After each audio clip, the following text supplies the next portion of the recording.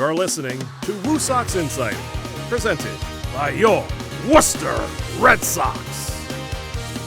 All right, welcome back, everybody, to another episode of the WooSox Insider Podcast. I'm TQ with Dylan McCaffrey, Dave Leonardi, and once again, we're here with Kat, Merch Kat.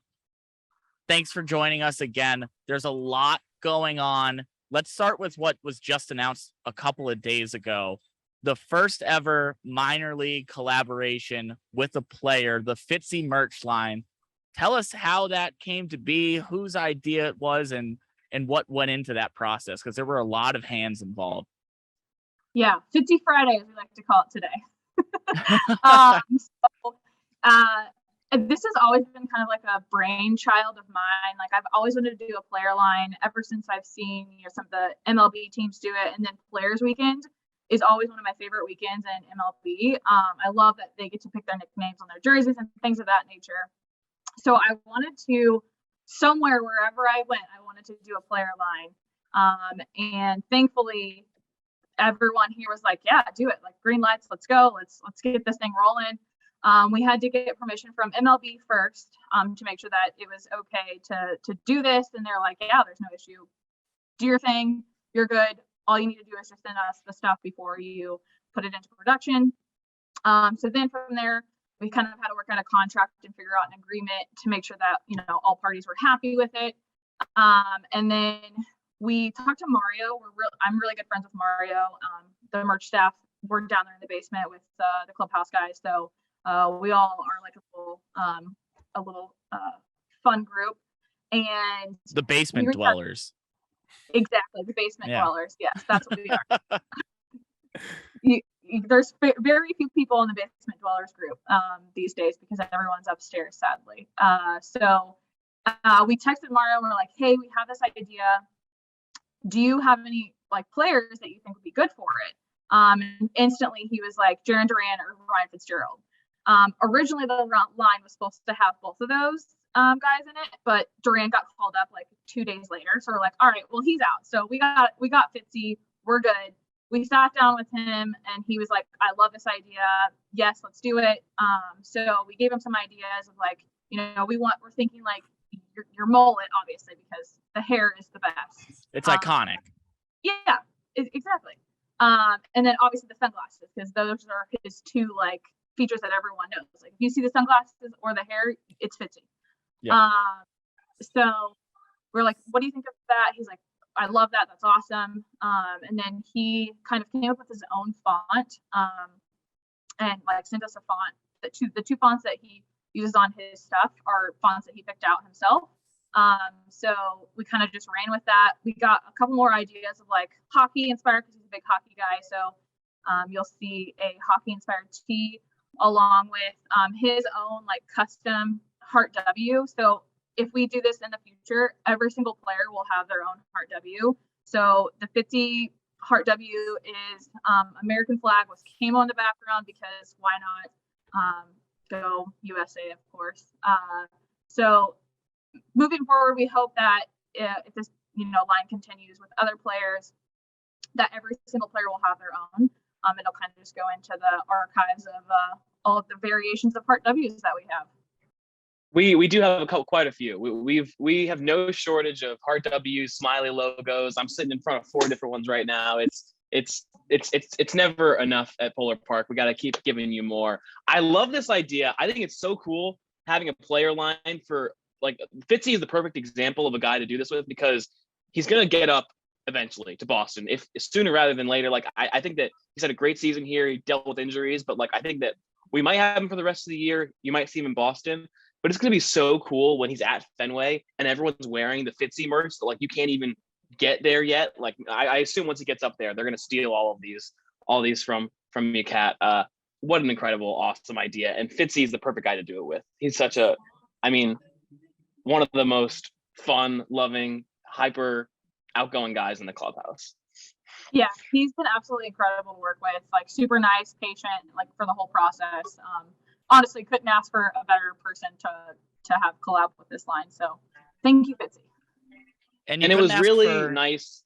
that we were able to script the way that this reveal came out. You can tell it, TQ. That's exactly what I was going to say. You couldn't ask for a better setup to releasing this Ryan Fitzgerald line. The day before the announcement, walk-off single. I swear Charles fixes every single WooSox game. You have Duran went deep twice in the very first opening day. This year on opening day, Casas goes deep. We unveil Roberto the Rocket, a new mascot. Roberto Ramos hits a walk-off home run that day. And then we're about to release a player line with Ryan Fitzgerald, and he hits a walk-off single. Too many coincidences. The day before that was the 4-year anniversary of the WooSox promising to come to Worcester. That same day, we walk it off with just a perfect afternoon. It's the way it goes at Polar Park. It's storybook. How can you not be romantic about baseball? That's right. How can you not be romantic about the mullet, which is making a comeback? So we had Courtney Castle on the pod a couple weeks ago, and Kat, you and Courtney seem like two peas in a pod. You both come up with an idea and you just take it and run with it. What has it been like to collaborate with her or come up with an idea and kind of let her artistry run and then work with the players to make it something that all three of you just love? Yeah, Courtney is a rock star. Like I have never met an individual like Courtney. She has just an artistic eye, and it's so incredible. But seriously, I give her so many crazy ideas, and she's like, "I love it. Like this is fantastic. Let's do this." So really, it's just kind of us giving her the idea, and then from there, she just like does her thing. And I don't ever have to worry about it. Like I just say, "Hey, Courtney, can you make Franken Smiley today?" And she's like, "Yeah, no problem. Let me throw that out for you." Smiley. Franken Smiley. More smileys. I want to have like a Bitmoji world where it's all just different smiley balls. we'll make the Smiley movie one day.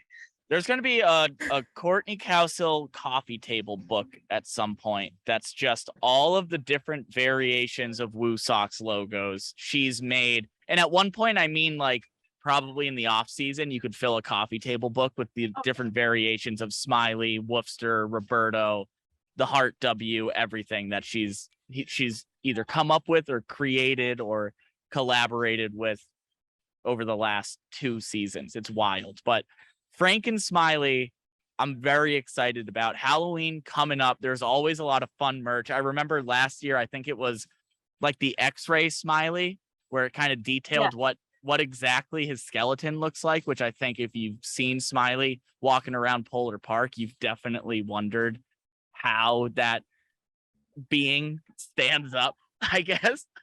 But other than Franken Smiley, Kat, what can WooSox fans expect with Halloween around the corner?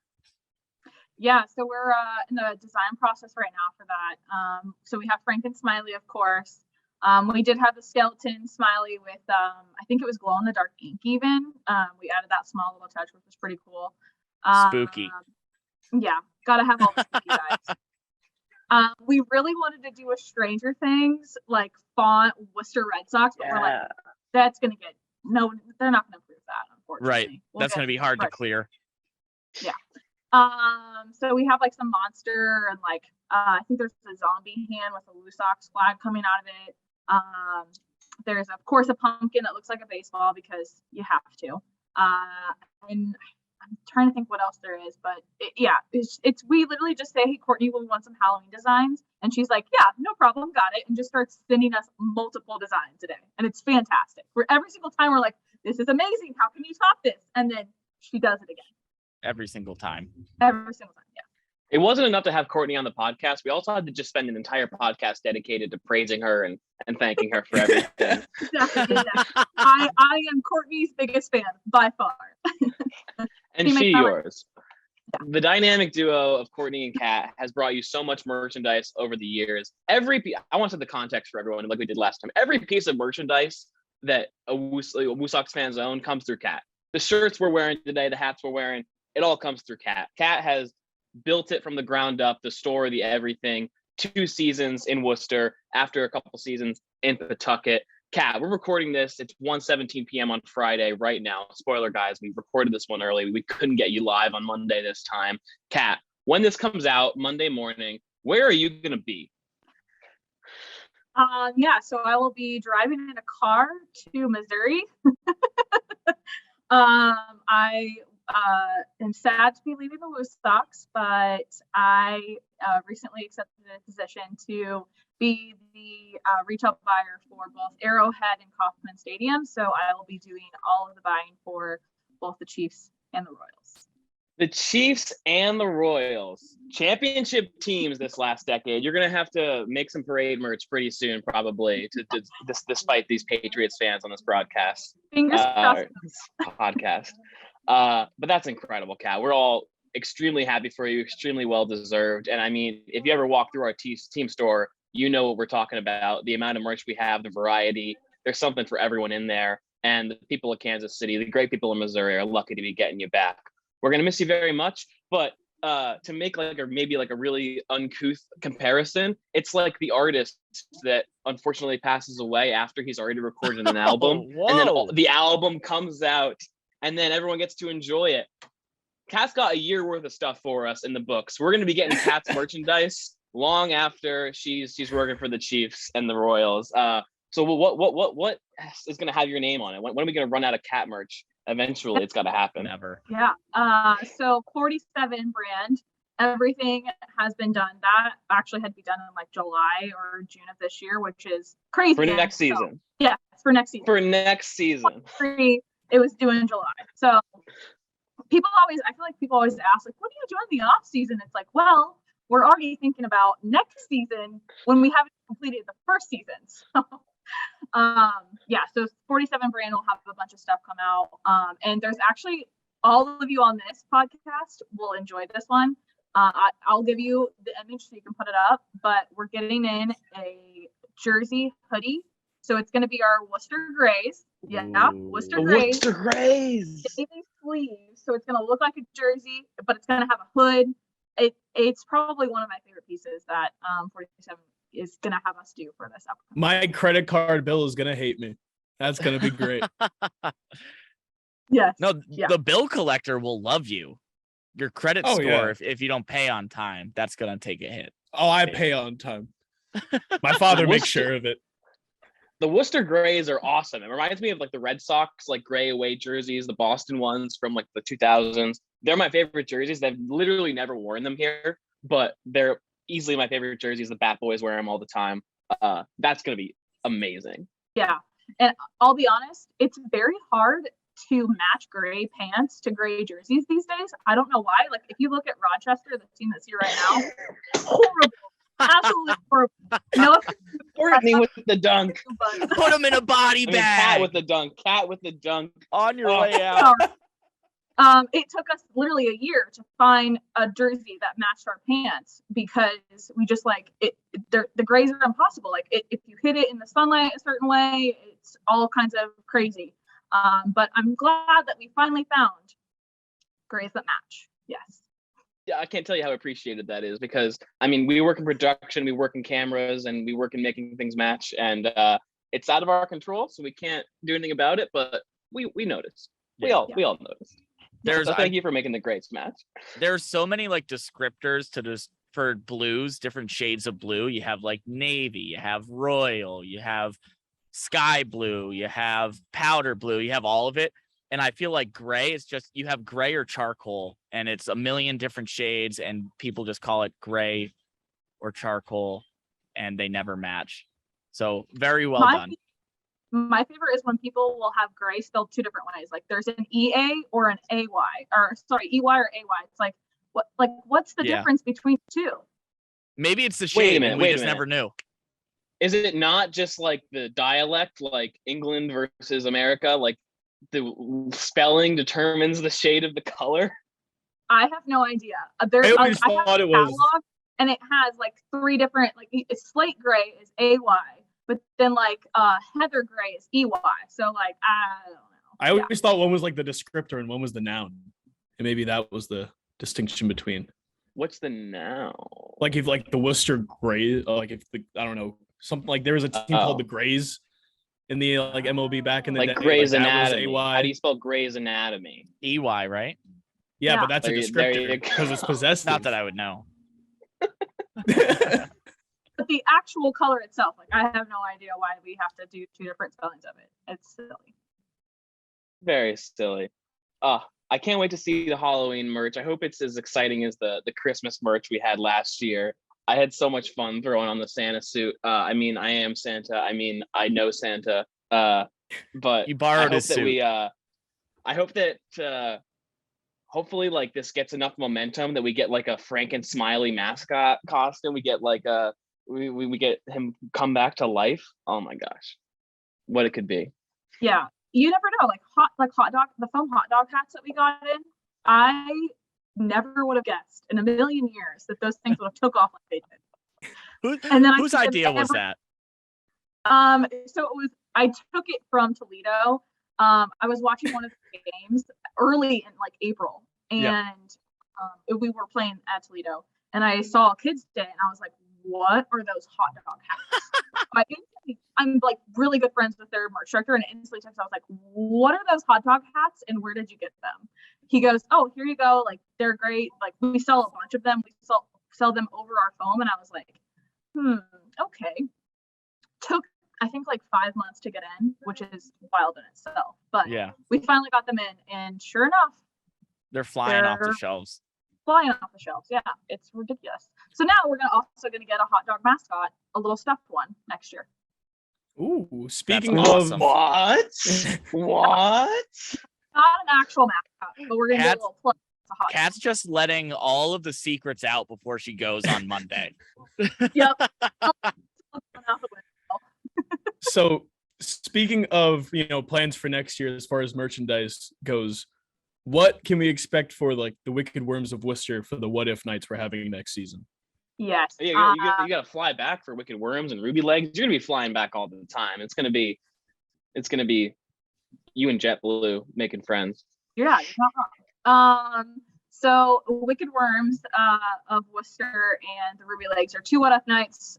For those not familiar, I don't know if we've gone over this before, but it's those names where you submit 5 names to all your fans and they get to pick between the one that they like. The other two, Wicked Worms and Ruby Legs, were two that didn't make the cut, but we're bringing them back for one night next season. We haven't yet released the jerseys or the on-field caps. I do know what they look like, but I'm not going to give any spoilers here because I might get in trouble with minor league baseball if I do that. I will say that Coop wants to say he loves the Fitzy merch. I do. I love it so much. It's the best thing in the universe. Go Fitzy. I can't hear anything, but I do mean it. thank you. Yeah. Bye. Get out of here. Yeah, so pretty cool in all honesty. It's nice to have colors that aren't necessarily what we sell in the store every day. It gives a good mix into our store to like kind of single out like, oh, what is that green shirt over there, or what is that black shirt over there? Like, why do they have that? So that's, I feel like when you think of those What If nights, you'll see a lot of the minor league baseball teams will have different colors than their typical teams, just so that they have that extra like palette to work with in their team store. This is a great example of how the merchandise speaks for itself. Like, we haven't even played in these jerseys yet, and people walk into the team store, they might not even know what they are, but they're buying Wicked Worm shirts. I've seen everyone in the park like walking around with these Wicked Worm shirts. Like, the merchandise speaks for itself. You don't have to know the context, but you know a good shirt when you see it. Yes, and shout out to Courtney. She made those logos. We love her for that. And yeah, so the jerseys will come out next year along with the on-field hats. And for the Ruby Legs, we really wanted to do a play on kind of that, history of the Worcesters back in the day. So the hat, I can't give you the spoiler. It's a throwback hat. So there's that. Think of what that means in your head. I'm thinking of like the really pillowy, like marshmallow looking hats, like the with Field of Dreams, the like pinstripes. Yeah, like what the Reds wore at the Field of Dreams is what I'm thinking. We'll leave it at that. You could be right. You could be wrong. I don't know. Also, if anyone from minor league baseball is listening, Kat has not told me what they look like. So if it ends up being exactly that, don't get her in trouble because that was actually just speculation on my part. Good speculation. It could. You never know. But yeah, that's the inspiration, is to like have that history come back to life, especially with our Mr. Worcester bobblehead out there, to pay some homage to the old times. I think that I know I've seen some pictures of the old Ruby Legs historic photos. I think that if the players don't grow handlebar mustaches, we're gonna have to have like something in the hat brim that like goes down and gives them a mustache, because that just completes the look. It's very necessary. At the least, we have to make Mario shave into the mustache for wear the Ruby Leg uniform. That'd be the merch shoot. The Yankees have their no beard rule. We have our handlebar mustache rule. Only you can only wear that during that game. If you can't grow one, you're sitting down. You're not playing. Yep, You're not you're seeing out. the field. Yeah, get out of here. Grow up. You better go get some, like, I don't know, mascara or something to put on. Yeah, we'll have fake ones. Just tape them on. We'll be good Just to go. eyelash extensions taped to the upper lip, you know. That'll do the trick. Why not? So, Kat, the last thing we'll ask you to promote in the future after you're gone, there's always so much holiday merch that comes out. Ugly sweaters, ugly sweater t-shirts, which is great. So you don't have to commit to the sweater. Maybe you're going to your company's holiday party. You commit to the sweater. You're warm walking in, and then you get inside and you're just sweating through it. We have the t-shirt. It does the trick just fine. So what can fans expect this holiday season? Yeah, so we actually did a small release of a couple of our new shirts during the Christmas in July this year. That's right. So we'll have those ones along with a couple more variations.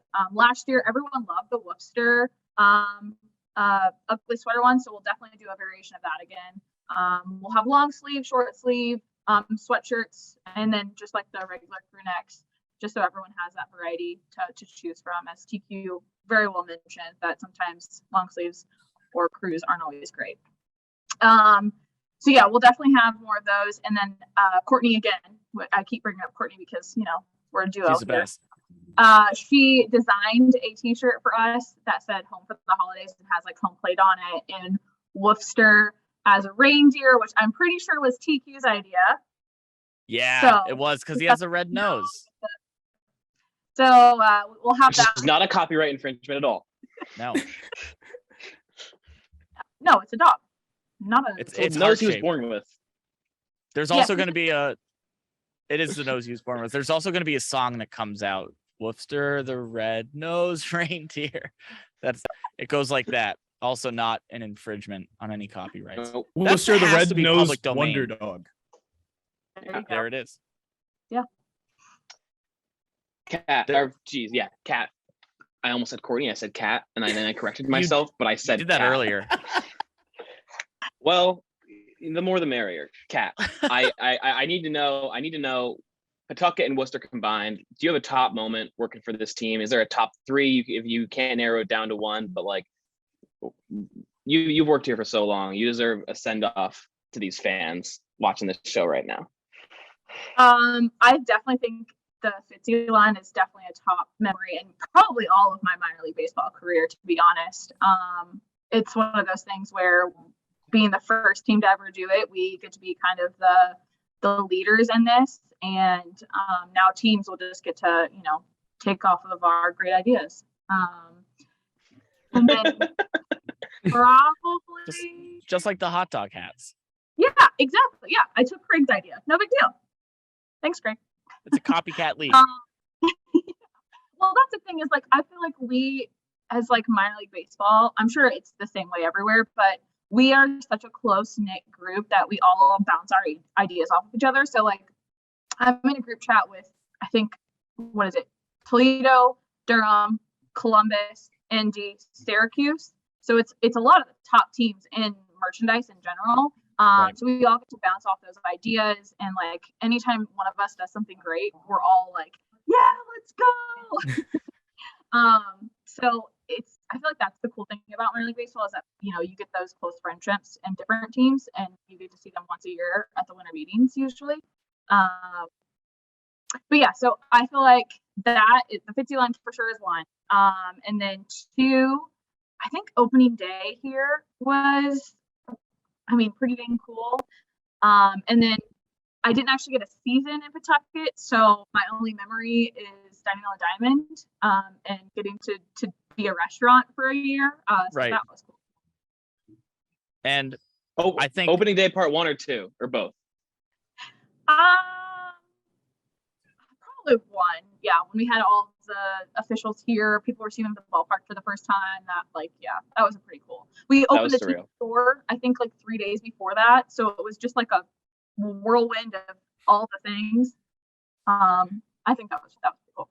Yeah, and it was a double homestand to start off. So, Kat, you had a wild month straight of setting up to open the team store, the grand opening day 3 days later, while everyone was coming in over the weekend to stock up so they were ready for opening day, and then 12 games in 13 days after that. Yeah, I want to talk to whoever in my league baseball thought 12-game homestands was a good idea. Yeah. I got some words, some choice words.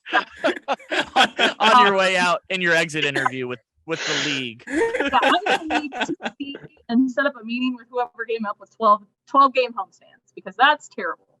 But no, I think you're gonna enjoy the NFL. You're gonna have about less than 12 home games all year. You're not wrong.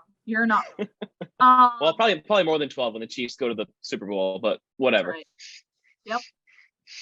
Something the Dolphins will never see, but that's okay. Go on. Whoa! Dave, inadvertent shot at Dylan's Dolphins. Come on now. Just like 2 of his passes were inadvertent. Anyway, Stop.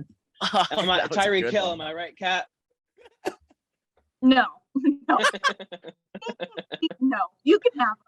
Gladly. Take them. It's all yours. So, Kat, it was crazy. Last question I have for you, because obviously Dylan said earlier you were with Pawtucket for 1 year, that never happened, and then you were here to build this brand and all this merchandise. And as someone from here, and I know you live in the area, when you're driving around, when you're not at the ballpark, I know you see it too. I see people wearing the heart W, the smiley face, the classic W everywhere. They have the bumper stickers, they have the shirts, they have the hats, they have the sweatshirts in the winter. What does it mean to you? And also talking to these fans as they come into the team store, what does it mean to you to see how much Worcester, the surrounding towns, and New England in general has taken pride in your work? Yeah, it's one of those pinch me moments every time I see something that I've designed out, and it's even crazier when I see it at Fenway, because I'm like, you're not going to see that stuff at Fenway. They're Boston fans, and then nope, sure enough, every time I've went, I've seen at least 10 people with a smiley hat, a jersey, or something on. And it never gets old. It definitely doesn't. I guess you can't go to Fenway without seeing WooSox stuff. I don't think that was as true in Pawtucket. That was you. Yeah. I see people wearing WooSox stuff at Endicott, where I go to school. I'll be walking around campus going to class, and I'll be like, that person over there is wearing a smiley hoodie over there. Yeah. I think that just captures the thing that we've all been wanting to do when we, brought the ballpark here, is that the community is so important. And when we support them, they support us. So I feel like that's the biggest thing, is that, we're all just one big community, and we're all supporting each other throughout it. So all you listeners, when you're walking around wearing your WooSox merch, act like you're on the red carpet. If someone asks where you got that, you're wearing the Cat Burns collection from the WooSox team store on Madison Street. Yep. Who are you wearing? Cat Burns. I'm going to do it all the time. Oh, Kat, any send off, any well wishes for our fans? Any last words? Not last words. You'll be back. Yeah, I will say that this probably isn't goodbye. This is just a see you later kind of thing, But no, seriously, thank you to everyone. This is by far a first-class organization, top to bottom. everyone here is so great to work with. And it was honestly a super tough decision to leave because everyone is so awesome and so great at their jobs. I've never been a part of a minor league baseball team like this, and I'm just grateful for, all of my colleagues, mentors, friends, family, the whole 9 yards. It's been great. And I will say, out of the states that aren't home, New England and Worcester is probably my favorite for sure. That means a lot. Kat, your first free drink tonight is on me. List the places to rub it in, Kat. What places is Worcester a lot better than? Yeah, I've lived in Indianapolis, Indiana. I've lived in Overland Park, Kansas. Not home, but close. I've lived in Amarillo, Texas. And then North Smithfield, Rhode Island. Worcester's the best. Worcester is at least throwing cheap shots at Rhode Island. Whoa. No offense. I said New England in general, but I like living in Worcester better, just because I feel like it's closer to the ballpark. It's easier. That's why I moved back, But Kat, thank you so much, not just for jumping on the podcast today on a game day, just for everything, for being you, for being creative and fun, and just a joy to work with all this time. I'm glad that all of us got to cross paths so much when you and Courtney come up with these ideas, and Brooke Cooper, and we get to design how we're going to release it with a photo, video, press release, all that stuff. It's been so much fun, and good luck going back home with the Chiefs and Royals. Thank you. Best of luck to you, Kat. I'll never forget seeing you walk out in the Cinderella dress on Prince and Princess's Day. This person is willing to do anything for her team, and the Chiefs and Royals are very lucky to have you. Other duties as assigned. Dave, do you want to say anything nice? Thank you, Kat. I know we didn't get much chance to really work together, but thank you for the extra work polos that I needed when I was on RF and I was wearing my Bob's Burger shirt. That really came in clutch. So thank you for that. You're welcome. Whenever you put that bucket hat on, you think of Kat. That's right. All three of them. Actually, that's definitely a Ryan Nesbitt thing, and I have to admit it because I really didn't want to get bucket hats in this year. He convinced us, so I let it happen, and I was supposed to wear a pickle costume, but I think I got out of that, so that's good. Interesting. Maybe Dave, in the future. Dave walks in with a new bucket hat on, and he'll just walk in and go, "New bucket just dropped." Like the day it comes out. Yeah, anyway, that's true. I feel like there is a scarcity. Like you see one person with a bucket hat on, and then 10 seconds later, everyone's down in the store. Like, where's the new bucket hat at? Where's it at? Yeah. Same with polos here. You see the same people every day. You need a new polo every time a new one comes out. Yeah. All right, Kat, thanks again. That's all the time we have. Go to Kat's team store. Just like they made it the Jerry Remy TV broadcast booth at Fenway, the Joe Castiglione radio booth. I might just buy a plaque, put it up next to the team store sign. Nobody tell Janet Marie Smith, who does such a great job paying attention to every detail at Polar Park, which is why it's so beautiful. But I might just sneak that on there when you go. I'll send you a picture. But go to the team store, buy your tickets. We'll see you at the park. And everyone on social media, thank Kat Burns for doing such a stand-up job, making the city pretty in WooSox here. Thank you.